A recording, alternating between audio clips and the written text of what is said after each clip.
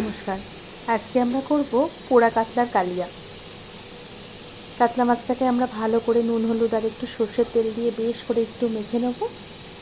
আর যা যা মশলাপাতি লাগবে আর সে আমাদের মোটামুটি নিত্যদিনে যা লাগে ঠিক সেই রকমই, আদা পেঁয়াজ রসুন টমেটো। বা যেহেতু পোড়া কাতলা সেহেতু সবটাই আমরা করবো একটু পুড়িয়ে পুড়িয়ে।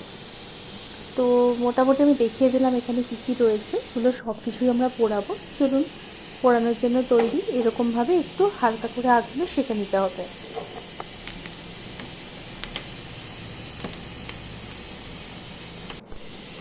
আমাদের শাঁকা কমপ্লিট হয়ে গেছে।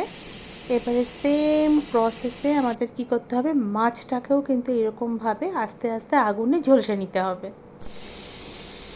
একটা পিঠ হয়ে গেলে তারপর উল্টো দিক করে আর একটা পিঠ করে নিতে হবে। এইভাবে দুটো পিঠ যখন হয়ে যাবে তখন আমরা এটাকে রেডি বলে ধরে নেব।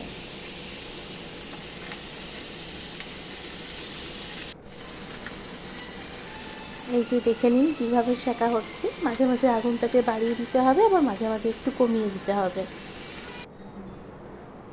তো এই যে সমস্ত কিছু হয়ে গেছে আমাদের, আস্তে আস্তে পোড়া অংশটাকে ছাড়িয়ে নেবো। ছাড়িয়ে নিয়ে একটুখানি জল দিয়ে ধুয়ে নেবো, মানে একটু পরিষ্কার করে নেবো। তারপর সেগুলোকে ছোটো ছোটো টুকরো করে কেটে মিক্সিতে ভালো করে পেস্ট করে নিতে হবে, মানে মশলাটাকে রেডি করে নিতে হবে। এই হয়ে গেল আমাদের পেস্ট রেডি রান্নার জন্য। এবার কড়ার মধ্যে একটু তেল আর একটুখানি শুকনো লঙ্কা দিয়ে আস্তে আস্তে নেড়ে নিয়ে তার মধ্যে মশলাগুলো দিয়ে দেবো। আর ঘরে মোটামুটি যা যা মশলা থাকে, এই যে দেখাচ্ছি আমি, যা থাকে আপনাদের সেগুলোই সব এর মধ্যে দিয়ে দেবেন। দিয়ে বেশ করে ভালো করে কষতে হবে। এবং যে পেস্টটা আমরা রেডি করেছিলাম এইরকম টাইপের দেখতে হয়েছে পেস্টটা, মানে এই পেস্ট দিয়ে একসঙ্গে সমস্ত কিছু দিয়ে কষতে হবে।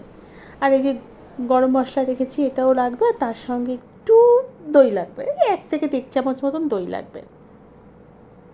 সব কটা মশলাকে আস্তে আস্তে কষতে হবে এবং যখন তেল ছেড়ে দেবে একদম, যেটা আমরা প্রত্যেকেই জানি, নতুন করে কিছু বলার নেই, তারপরে ওর মধ্যে ওই যে রোস্টেড মাছগুলো ছিল সেগুলোকে দিয়ে দিতে হবে। এবং মিনিট 5-এর জন্য, বেশি নাড়ানাড়ির দরকার নেই কিন্তু, চাপা দিয়ে রেখে দিলাম। বাস রেডি। এবার সুন্দর গরম গরম গরম গরম ভাতে পরিবেশন করুন আর খান। গুড নাইট, ভালো থাকবেন।